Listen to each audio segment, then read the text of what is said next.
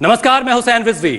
लंबे वक्त से हम आतंकवाद से जूझ रहे हैं, उससे लड़ रहे हैं, लेकिन हाल के वक्त में हमने अपनी रणनीति को बदला है। पुलवामा में हुए हमले के बाद हमने एयर स्ट्राइक की और पाकिस्तान में घुस करके हमने जवाब दिया, और उसके बाद से लगातार हम और हमारे देश के लोगों में यह सवाल उठ रहा है कि आखिर हम कितने तैयार हैं आतंकवाद के खिलाफ लड़ाई के लिए। हमारी तैयारी कैसी है, इस पर जवाब देने के लिए हमारे साथ बहुत ही खास मेहमान जनरल वीके सिंह हमारे बीच मौजूद हैं। बहुत बहुत स्वागत है सर आपका। धन्यवाद, बहुत बहुत धन्यवाद। और यहाँ पर आए हमारे सभी वेटरन्स को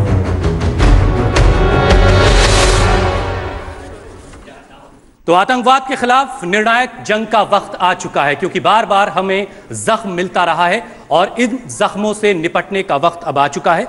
जनरल वीके सिंह, सबसे पहले आप इंडिया टीवी के मंच से इस वंदे मातरम के जरिए देश को क्या भरोसा दे सकते हैं, हम कितने तैयार हैं?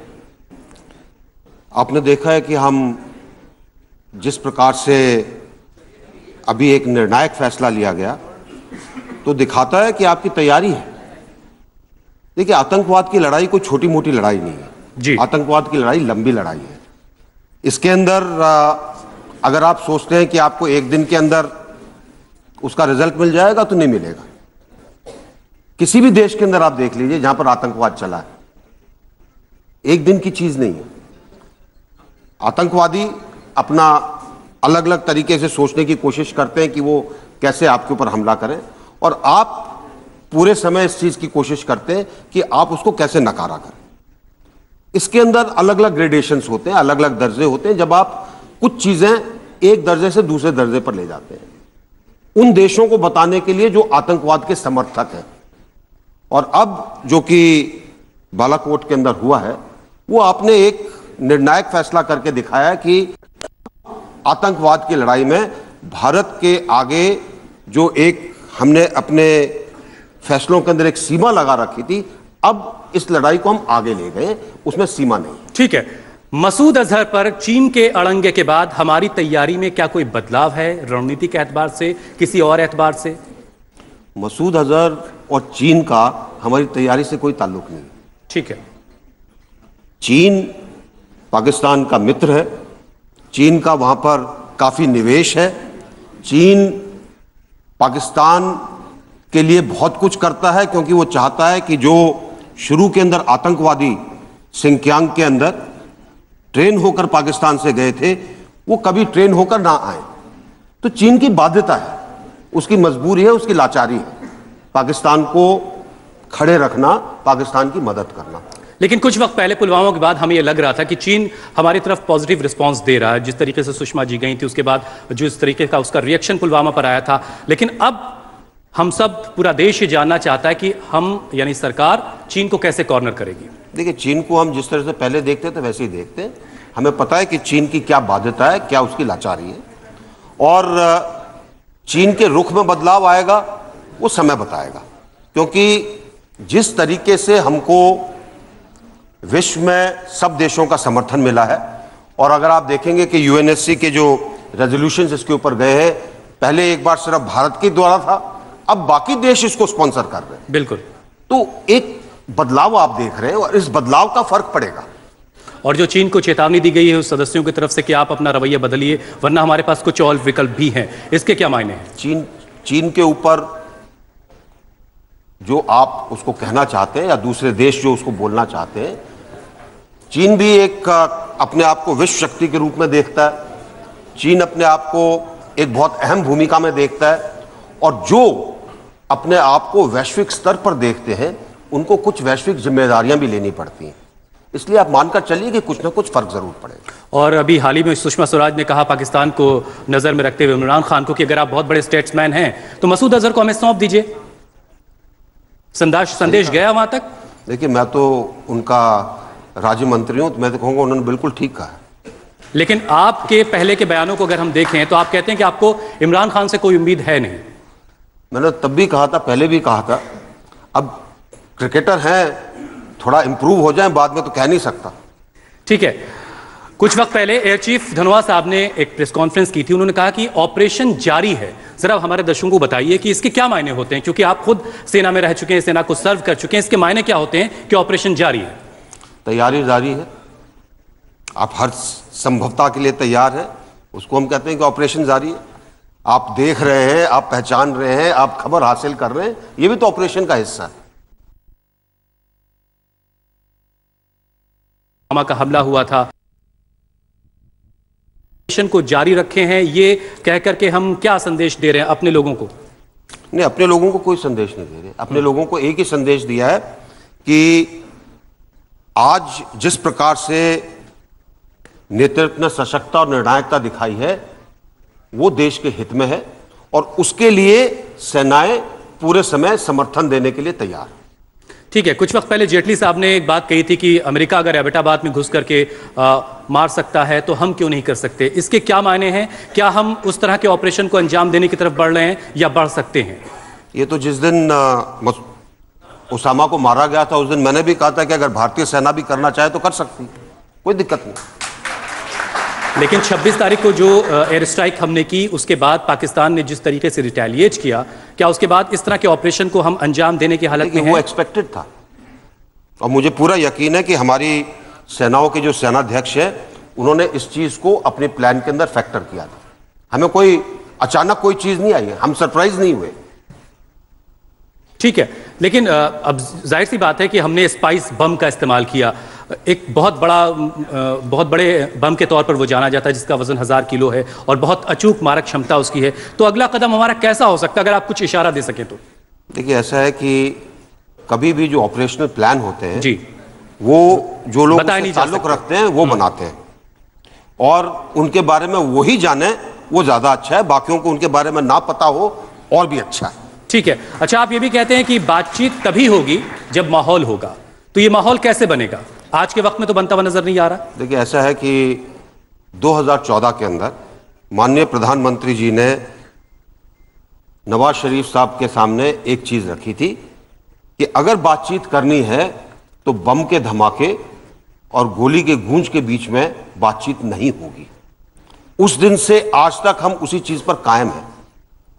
जिम्मा आतंकवाद का समर्थन खत्म करने का, बम की आवाज बंद करने का, गोलियों की गूंज बंद करने का पाकिस्तान के ऊपर है। उसका काम है, जिस दिन वो कर देगा उस दिन बातचीत आगे बढ़ेगी। तो अभी हालात कहां पर है? हमारे सरहदों की तरफ हमारी एयरफोर्स जो है एयर एक्टिविटी कर रही है, दूसरी तरफ पाकिस्तान की तरफ से भी एयर एक्टिविटी हो रही है। एयर एक्टिविटी तो होती रहती है। एयर एक्टिविटी कई तरीके से होती है। आप अपनी रेडीनेस चेक करना चाहते हैं, आप कई और चीजें आजमाना चाहते हैं, आप ग्राउंड की एक्सरसाइज करते हैं, नेवी की एक्सरसाइज करते हैं, एयर एक्सरसाइजेस करते हैं। इसको किसी और रूप में मत लीजिएगा। नहीं तो बहुत सारी उलझने देश के मन में भी है। बतौर विदेश राज्य मंत्री आप अभी जो कुछ हुआ यूएनएससी में, यूनाइटेड नेशन सिक्योरिटी काउंसिल में, उससे कितना निराश हुआ और उसके बाद क्या क्या बदलाव स्ट्रेटेजीज में किए जा रहे हैं? देखिए, फैसला चीन ने लेना है, दबाव हमें बनाना है। दबाव बाकी देशों का चीन के ऊपर। अब चीन उसके बारे में क्या सोचता है, उसका चीन के ऊपर क्या फर्क पड़ेगा जब इतने देशों के साथ उनकी बात नहीं मान रहा है। सिक्योरिटी काउंसिल के जो परमानेंट मेंबर हैं 5, उसमें से एक अलग है, तो उसका फर्क पड़ेगा। तो ये चीज चीन ने इसके बारे में सोचना है। जहां तक भारत का सवाल है, जिस तरीके से स्पॉन्सर्स आए हैं, 4 देश आए, जिस तरीके से इसको बढ़ाया गया आगे, हमारी कूटनीति, हमारी जिस प्रकार से हमने देशों के साथ संबंध बनाए, वो सफल होती दिख रही है। चलिए, अच्छी बात है। लेकिन जो इस पर राजनीति हो रही है इस पूरे मामले पर, उसे कैसे देख रहे हैं आप? राजनीति तो छोटी से छोटी चीज पर होती है, तो बहुत बड़ी चीज है। सबसे पहले येदियुरप्पा साहब ने ही कहा कि इस एयर स्ट्राइक के बाद तो हम पूरी की पूरी सीटें जीत लेंगे। देखिए, उसके बाद उन्होंने कहा कि उन्होंने ऐसा नहीं कहा। गलती से उनके उस बयान को लेकर मैंने भी कहा कि इसके बारे में ऐसे मत बोलिए। गलत है। राजनीति ऐसी चीजों में नहीं होती। नंबर्स को बताने की कोई जरूरत है क्या, और क्यों पूछे जा रहे हैं बार बार? इसका जवाब चाहिए क्या? देखिए, ऐसा है, ये चीज वही पूछ सकते हैं जिन्होंने अपनी जिंदगी में ना कभी सेनाओं के अंदर नौकरी की है, ना सेनाओं के बारे में जानने की कोशिश की, और कोई नहीं पूछ सकता।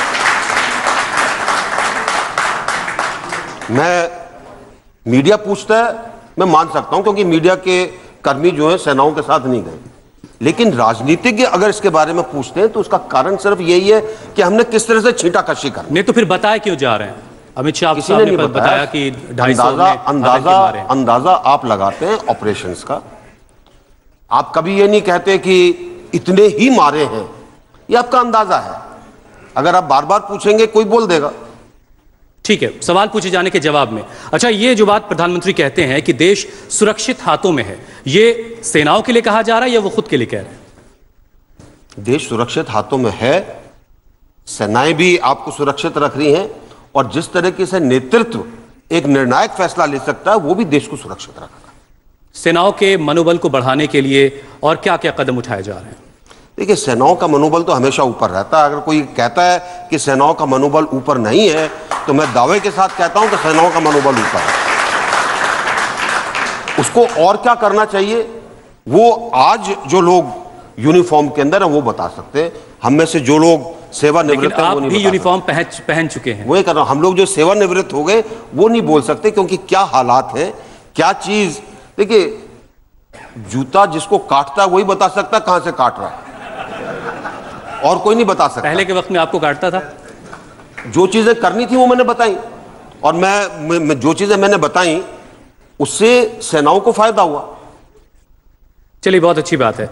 एक बहुत अहम मुद्दा ये है कि आप खुद एक फौजी रहे हैं, अब आप फौजी हूं। हाँ, आप जनरल, इसीलिए आपको कॉल किया जाता है। लेकिन आज के वक्त में आप एक सियासत में हैं, सरकार में। फौजियों को NFU यानी नॉन फाइनेंशियल अपग्रेडेशन कब मिलेगा? ये सवाल बार बार देखिए, ये बहुत दिनों से चल रहा है और इसमें कई प्रकार की भ्रांतियां हैं, कई प्रकार के अलग अलग चीजें हैं।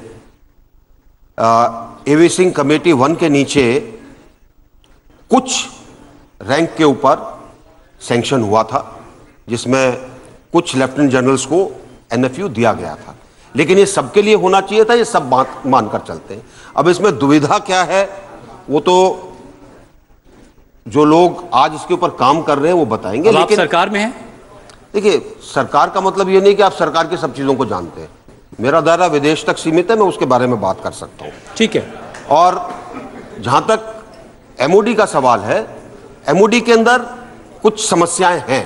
ठीक है। और वो समस्याएं इसलिए होती हैं कि हमने कारगिल कमेटी की जो रिपोर्ट थी जिसमें कहा गया था कि MOD को इंटीग्रेट करिए, वो नहीं किया। अगर एक IPS ऑफिसर होम मिनिस्ट्री के अंदर नौकरी कर सकता है एक दर्जे के ऊपर, तो एक सर्विस ऑफिसर MOD के अंदर क्यों नहीं कर सकता? ठीक है, जरा कुछ सवाल दर्शकों से भी ले लेते हैं। माइक पहुंचाए जो सवाल पूछना चाहते हैं उन तक।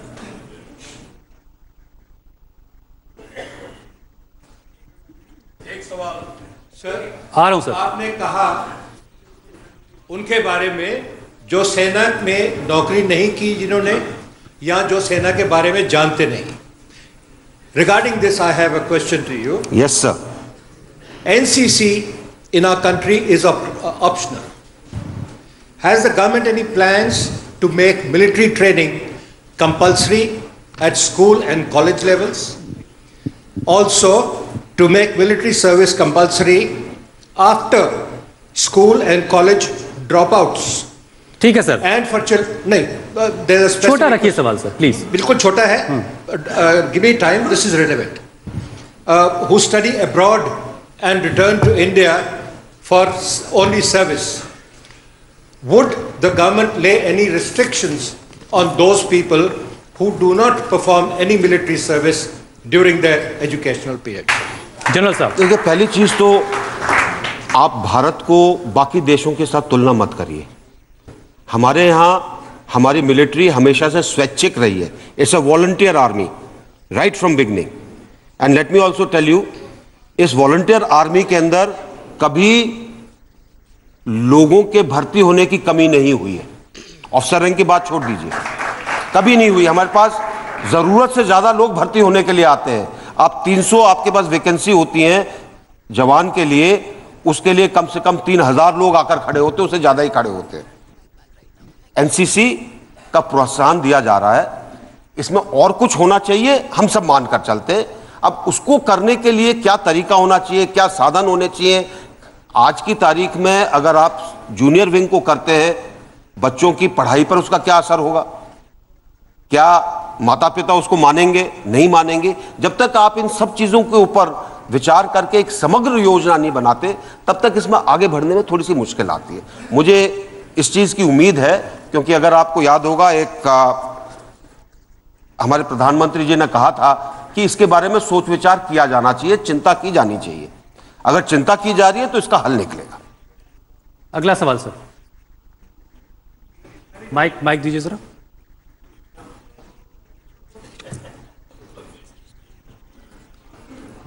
Good evening sir. General sir, मैं एक क्वेश्चन ये पूछना चाहता हूँ कि ये जो अभी हमने कश्मीर में स्थिति देखी, सारी की सारी जो प्रॉब्लम हो रही है वो कश्मीर को लेके हो रही है, तो हम ये पूछ रहे हैं कि जो हमारी तैयारी है उसमें हम कश्मीर को उस पिक्चर में कितना ला रहे हैं? क्या वहाँ पे एडमिनिस्ट्रेटिव चेंजेस ला रहे हैं? एक कमांड एंड कंट्रोल का स्ट्रक्चर बनाने की बात कर रहे हैं? आर्मी के अंडर जो जितनी पैरामिलिट्री फोर्सेज और अदर सिक्योरिटी एजेंसीज को लाने की सोच विचार कर रहे हैं, और उसके बाद हम अपना एक्शन जो है बढ़ाएंगे पीओके की तरफ। ना पीओके में हम सिर्फ एयर स्ट्राइक कर रहे हैं, वो काफी नहीं है। जब तक एयर स्ट्राइक आर्मी को सपोर्ट करने के लिए ना की जाए और रियल एस्टेट को कब्जे में ना करने की जाए, तब तक पाकिस्तान की आर्मी का कुछ प्रॉब्लम ही नहीं आएगी, वो सिर्फ करते ही रहेंगे। तो हमारे को ये पूछना है, क्या ये चीजें हमारे माइंड में है? इसमें ठीक है सर। जनरल साहब, इसका प्रफुल्ल जी, इसका एक छोटा सा, please don't mind since I know his name, इसका एक छोटा सा उत्तर यह है, ये चीजें सब फैक्टर की जाती हैं। जहां तक कश्मीर का सवाल है, जम्मू और कश्मीर का, मुझे पूरा भरोसा है कि जिस प्रकार से वहां पर बदलाव आए हैं, जिस प्रकार से चीजों को अब ठीक किया जा रहा है, उससे जरूर फायदा होगा। और एक चीज और मैं कहना चाहूंगा, क्योंकि मैं 12 साल कश्मीर का नमक पानी खाया है, आम कश्मीर का मानसी इन सब चीजों के साथ नहीं है जो दिखाई जाती है। बहुत कम लोग हैं, और वो लोग हैं जिनको या तो उकसाया जाता है या उनको प्रलोभन दिया जाता है, और कुछ नहीं। जिस दिन हम इस चीज को समझकर उसके ऊपर एक्शन लेंगे, अपने आप आपको दिखेगा कि चीजें ठीक हो जाएंगी। चलिए, इससे पहले कि मैं अगला सवाल दर्शकों के बीच से लूं, एक मेरे सवाल का जवाब ये दीजिए सर। एक मिनट सर, एक सवाल मैं भी ले लूं जरा। जनरल साहब, हम बार बार ये कह रहे हैं कि हम तैयार हैं, हमारी तैयारी पूरी, हम एयर एक्टिविटी सरहद पर कर रहे हैं, सारी चीजें हो रही हैं, लेकिन क्या हम पाकिस्तान की तरफ से फिर किसी और हिमाकत का इंतजार कर रहे हैं? देखिए, तैयारी का मतलब ये नहीं है कि आप किसी हिमाकत का इंतजार करते हैं। तैयारी, आपने कहा क्या हम आतंकवाद की लड़ाई के लिए तैयार हैं? मैंने कहा बेशक हम तैयार हैं, लेकिन ये एक दिन की लड़ाई नहीं है, ये रोज की लड़ाई है। रोज आपको सोचना पड़ेगा, आपके पास इस तरह के जरिए होने चाहिए कि आप रोज उसके बारे में सोचें कि क्या हो सकता है, कैसे उसको रोका जा सकता है। मुंबई 26/11 रोज नहीं हो सकता, लेकिन उसका एक नया रूप आपके सामने हो सकता है। वो नया रूप क्या होगा, उसको आप कैसे रोकोगे, वो तैयारी है आपकी। अगर आप तैयार रहते हैं तो अमेरिका की तरह 9/11 के बाद उनके ऊपर कोई हमला नहीं हुआ, वो तैयार है। लेकिन 26/11 के बाद हम पर कई हमले हुए। देखिए, 26/11 जैसा हमला नहीं हुआ, हमले होंगे, क्योंकि कहीं ना कहीं आपको अंदरूनी चीजें भी देखनी है, बाहरी चीजें भी देखनी है। जब तक आप इन दोनों चीजों के ऊपर नजर नहीं डालेंगे, तब तक आपकी तैयारी पूरी नहीं होगी। और अब लगता है, क्योंकि उसमें सारे फोर्सेस आते हैं, हमारे यहां law and order state subject है, आप उसमें दखलंदाजी नहीं करते, कैसे उसके अंदर आप समन्वय करेंगे, कैसे उनको भी अपने साथ में लाएंगे, और कैसे पैरामिलिट्री फोर्सेस, पुलिस फोर्सेस, सेनाओं, इनके अंदर कैसे एक ऐसी योजना बनाएंगे कि इनका समन्वय बहुत बढ़िया हो। आपको एक छोटा सा उदाहरण देता हूं मैं। लेफ्ट विंग एक्सट्रीमिज्म के से निपटने के लिए सेनाओं ने ऑफर किया, थल सेना ने, कि हम पुलिस के जवानों को ट्रेन करेंगे, पुलिस के फोर्स को ट्रेन करेंगे। अब ये फोर्स आता था, 4 आदमी इस थाने के, 5 आदमी दूसरे थाने के, 15 आदमी किसी और थाने के, उनका ऑफिसर कहीं और से। जब वो वापस जाते थे तो उनको बोला जाता था ये तो ट्रेन होकर आए हैं, अब एक आदमी को फला जगह भेज दो, वो ट्रेंड है, वो 15 आदमी के टोली के अंदर एक, ये ऐसे काम नहीं होता है। किसी भी लड़ाई के लिए आपको उस टुकड़ी का नेतृत्व अच्छा होना चाहिए, वो लोग उसके साथ होने चाहिए, तब जाकर आप लड़ाई को ठीक तरह से कर पाते हैं। तो काफी बदलाव की जरूरत है इन चीजों के अंदर। लेकिन पुलवामा में जो कुछ हुआ वो बहुत ही खौफनाक था, हमारे 40 से ज्यादा जवान वहां शहीद हुए थे, इसलिए बहुत सारे लोग ये बातें कर रहे हैं कि अब पाकिस्तान का इलाज सिर्फ युद्ध ही है। आप भी ऐसा मानते हैं? देखिए, पहले तो मैं ये कहूंगा कि हम पुलवामा कहकर जगह को बदल देते हैं। पुलवामा जिले का नाम है, ठीक है। जहां पर ये वाकया हुआ वो अवंतीपुर और लेथापुरा के बीच का हिस्सा, मेन हाईवे के ऊपर का इंसिडेंट है। पाकिस्तान के साथ आप किस भाषा का प्रयोग करेंगे, पाकिस्तान के साथ आप किस तरीके का प्रयोग करेंगे, वो जो नेतृत्व में उनके ऊपर छोड़ दीजिए। ये आम जनमानसी का काम नहीं है। आम जनमानसी का काम यह है कि उनको अपने सेनाओं पर और अपने नेतृत्व पर भरोसा होना चाहिए कि जो वो करेंगे वो देश के हित में होगा। ठीक है, देश को तो भरोसा ही है। प्लीज आप अपना सवाल पूछिए। चीफ साहब, जैसे आप बख्शी साहब के बारे में कह रहे थे, तो आप मुझे भी जानते हैं और उसके अलावा आप मेरे ही कॉन्स्टिट्यूंसी के मेंबर ऑफ पार्लियामेंट, तो मेरा हक बन जाता है। आजकल मैं ऐसे करता हूं कॉन्स्टिट्यूंसी में। नहीं, मैं आपसे सवाल नहीं पूछूंगा, लेकिन एक सुझाव है।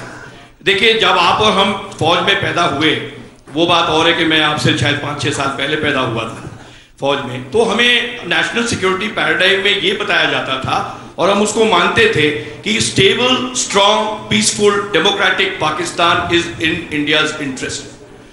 71 तक हम उस बात को मानते रहे, 71 के बाद भी मानते रहे, पर अब 7 दशक के बाद ये इसके ऊपर में एक सवाल उठ गया है, economically democratic and peaceful Pakistan, is it in India's interest, या पाकिस्तान का बॉल्कनाइजेशन, उसको तोड़ के उसके टुकड़े टुकड़े करना हमारे इंटरेस्ट में? क्योंकि जब 70 साल नहीं पाकिस्तान सुधरा, 71 में ईस्ट पाकिस्तान बनाने के बाद पाकिस्तान नहीं सुधरा, तो क्या stable Pakistan? Is Pakistan stable? Is Pakistan democratic? ठीक है, इज पाकिस्तान जनरल साहब, तो क्या आप इस बात से सहमत होंगे कि हमको अब उस तरफ चलना चाहिए कि पाकिस्तान, जो लोग कहें कि भारत टुकड़े टुकड़े, हमें कहना चाहिए पाकिस्तान तेरे टुकड़े टुकड़े होंगे और हमें टुकड़े करके दिखाने के लिए होगा, उसकी तैयारी है। आप जैसे चीफ रह चुके हैं, अभी आज की फौज पे हमें गर्व है। जनरल साहब, आप इसमें विश्वास रखेंगे या नहीं? जनरल साहब, जलजानी, कई चीजों के अंदर बहुत सोच समझ के कदम रखने चाहिए, आप जानते हैं उस चीज को। जब हम पाकिस्तान की बात करते हैं 71 के अंदर, जो आपने बताया पैराडाइम, जिस दिन से पाकिस्तान ने आतंकवाद का समर्थन किया है, चाहे अफगानिस्तान में किया हो, चाहे हमारे खिलाफ किया हो, तो अब वो शेर के ऊपर बैठा है। शेर किस दिन उसको खा जाएगा हमको पता नहीं, और इसीलिए आप देखते हैं कि उनके यहां समस्या है, कंट्रोल नहीं कर पा रहे। सब लोग कहते हैं कि जी सब देशों के पास फौज होती है, पाकिस्तान की फौज के पास देश है, सब कहते हैं। तो अब ऐसी हालत के अंदर आप एक ऐसे देश के साथ, आपको अपने पड़ोसी के साथ काम करना है कि आप इन सब चीजों को अपने योजनाओं के अंदर डाल सकें। काम मुश्किल नहीं है, और मानकर चलिए बहुत सी चीजें होती हैं जिनके बारे में सबके सामने बात नहीं की जाती है। कुछ चीजें जो आपने कही, हम और आप उसके बारे में बात कर सकते हैं 4 दीवारों के बीच में, लेकिन मेरे ख्याल से उनके बारे में सामूहिक तौर पे बात करने का एक अलग संदेश जाता है, जो ठीक नहीं। सर, पाकिस्तान ने एयर स्ट्राइक के बाद कुछ अपने अभी एक्शन लिए, जैश के 40 से 44 लोगों को उन्होंने डिटेन किया। उसके बाद क्या वो एक संदेश देने की कोशिश कर रहे हैं उसके जरिए कि हम बातचीत के टेबल पर आना चाहते हैं? देखिए, आपने एक शपथ मारा, दर्द तो हुआ होगा। अब उस दर्द से अगर उनको आशंका है कि कहीं आप दूसरा ना मार दें, तो कुछ तो कार्रवाई कर रहे हैं। अब आप देखिए आगे क्या होता है। इन चीजों के अंदर एकदम से मैं आपको कहूं कि अभी सब कुछ सुधर गया तो वो गलत होगा। किसी भी चीज के लिए समय लगता है, जब तक हम देखेंगे नहीं कि वो वाकई के अंदर ये कर रहा है कि नहीं कर रहा, तब तक उसके बारे में कहना। तो अभी के टाइम में जो रिव्यू किया आपने, वो क्या है? देखिए, या फिर दोबारा हिट आप चलाना चाहते हैं? ऐसा है कि अगर मच्छर दोबारा जग जाए तो हिट मारनी पड़ेगी। अभी तक का रिव्यू क्या है आपका एयर स्ट्राइक के बाद से अब तक के वक्त में? नहीं, कुछ दिखाई देता है कि कुछ कार्रवाई हो रही है। अब वो कार्रवाई कितनी सशक्त है उसके बारे में समझने में थोड़ा सा समय लगेगा। ठीक है, कुछ और सवाल जनता की बीच से ले लेते हैं। हाँ सर, जनरल साहब, जो हमारी समस्या हिंदुस्तान पाकिस्तान की है वही समस्या इजराइल और फिलिस्तीन की रही है 70 साल से। और इजराइल ने फिलिस्तीन को कैसे दबा कर रखा हुआ, उनकी हिम्मत नहीं होती, उनका एक एक मूवमेंट को मॉनिटर किया जाता है। तो क्या हम ऐसा नहीं कर सकते कि प्रीएम्प्टिव एक्शन हो जिससे वो कुछ कर ही ना पाएँ? दूसरी बात, अभी मोदी जी ने कहा था कि अगर राइफल होता तो हमारी समस्या कभी नहीं होती। तो क्या आपको लगता है आगे आने वाले समय में वो कंट्रोल कर पाएंगे? ठीक है जनरल साहब। देखिए, ऐसा है कि बहुत से लोग कहते हैं, कई बार ये तुलनात्मक बात करते हैं कि भारत इजराइल की तरह क्यों नहीं कर सकता। हमारे हालात अलग हैं। इजराइल के अंदर सबको मिलिट्री सर्विस करनी पड़ती है, सबको पता है क्या करना क्या नहीं करना। इजराइल के अंदर सब लोग सिर्फ देश के बारे में सोचते हैं, किसी प्रदेश के बारे में नहीं सोचते। इजराइल के अंदर लोग बाग सरकार के खिलाफ नारेबाजी जरूर करते हैं, लेकिन सरकारी संपत्ति का नुकसान नहीं करते, क्योंकि वो देश की संपत्ति है। इजराइल के अंदर बहुत चीजें होती हैं जो हमारे यहां नहीं है। हमारे यहां आप देखिए किस प्रकार से सिक्योरिटी चलती है किसी के साथ। इजराइल के नेताओं के साथ देखिए चलती है क्या? सिक्योरिटी है लेकिन चलती नहीं दिखाई देती। ये फर्क है। एक छोटा सा देश जो अपने वर्चस्व के लिए, जो अपने एग्जिस्टेंस के लिए लड़ रहा है, उसकी सोच अलग है। वहां पर हर व्यक्ति, चाहे बच्चा हो चाहे बूढ़ा हो, वो ये सोचकर चलता है कि पता नहीं किस दिन उसके ऊपर आक्रमण हो जाएगा, उसको तैयार रहना है। सब कुछ वो करना जिससे देश का भला हो। जिस दिन ये भावना हमारे देशवासियों में आ जाएगी, हम भी वो सब कुछ कर सकेंगे जो इजराइल करता है। चलिए, ये सवाल का जवाब तो आपने दिया, लेकिन विपक्ष भी बहुत सारे सवाल पूछ रहा है। राहुल गांधी ने आज फिर कहा कि जिस वक्त पुलवामा का अटैक हो रहा था उस वक्त जो है प्रधानमंत्री जो है वो फोटो खिंचवा रहे थे। देखिए, ऐसा है कि मैं राहुल जी की बातों को ज़्यादा सीरियसली नहीं लेता हूं, तो मैं इसका जवाब नहीं दूंगा। लेकिन चीन के रवैये के बाद उन्होंने एक और बात कही कि प्रधानमंत्री कहते हैं उनका सीना 56 इंच का है, लेकिन ये तो डरपोक प्रधानमंत्री निकले। मैं कह रहा हूं ना कि कई बार ऐसी चीजें कहते हैं जिसका जवाब देने की जरूरत नहीं है। बाकी सब जनता समझती है उनके चीजों। चलिए, एक और सवाल ले लेते हैं जरा दर्शकों से। आपके पास माइक आएगा तब बोलिएगा, प्लीज आप पूछिए। मेरा नाम सुबूही खान है, मैं पेशे से वकील हूँ। सुबह से हम लोग देख रहे हैं कि जो कॉन्क्लेव का जो टॉपिक है, आतंकवाद का अंत कब, पाकिस्तान से कैसे हम लोगों को डील करना है और आर्मी किस तरह से काम कर रही है, डिफेंस में किस तरह से काम करना चाहिए, जो जल थल वायु सेना किस तरह से एक्टिविटीज़ होनी चाहिए, वो सब हमने सुना। मेरा सवाल है, जो हमारे देश में हमारी बाउंड्रीज के अंदर जो आतंकवाद घुस गया है, जो हमारे इंटरनल आतंकवादी है, वो आतंकवाद जो कुछ लोग कहते हैं कि हम वंदे मातरम नहीं गाएंगे, कुछ लोग कहते हैं भारत तेरे टुकड़े होंगे हजार, इस तरह के जो देश में एक सॉलिडारिटी होनी चाहिए, जब तक वो नहीं होगी तब तक डिफेंस आर्मी लाख चाहते हुए भी कुछ नहीं कर पाएंगी। देश के अंदर का आतंकवाद हम लोग कैसे खत्म कर सकते हैं, वो सॉलिडारिटी कैसे देश में आएगी? मैं आपके साथ 100% सहमत हूं। और अगर आपने सुना होगा मेरे जवाबों के अंदर, मैंने 3 चीजें कही। आतंकवाद की लड़ाई सिर्फ बाहर के लिए नहीं है, आतंकवाद की लड़ाई अंदर भी आपको करनी है, बाहर भी करनी है, तब जाकर आप तैयार होंगे। दूसरी चीज, हम इजराइल की तरह क्यों नहीं हो सकते? आपके इस सवाल का उसमें जवाब आ गया है। जब तक सब लोग इकट्ठे होकर नहीं चलेंगे, जब तक कदमों के अंदर लय नहीं होगी, जब तक विचारों के अंदर लय नहीं होगी, जहां तक देश का सवाल है, जनतांत्रिक देश है, बाकी चीजें कह सकते हैं, लेकिन देश के सवाल पे लय होना बहुत जरूरी है। ठीक है जनरल साहब, एक आखिरी सवाल, क्योंकि वक्त अब बहुत कम बचा है। इंडिया टीवी के इस मंच से आप शौर्य पर, सेना के शौर्य पर सवाल उठाने वालों को क्या जवाब देना चाहते हैं? किसके शौर्य पर? सेना के शौर्य पर जिन लोगों ने सवाल उठाया। बहुत गंभीर सवाल है और मैं बहुत गंभीरता के साथ, संजीदगी के साथ इसका उत्तर दे रहा हूं। जिस देश में सेनाओं का, सैनिकों का और शहीदों का सम्मान नहीं होता, वो देश कभी आगे नहीं बढ़ सकता। बहुत बहुत शुक्रिया जनरल साहब हमारे साथ जुड़ने के लिए।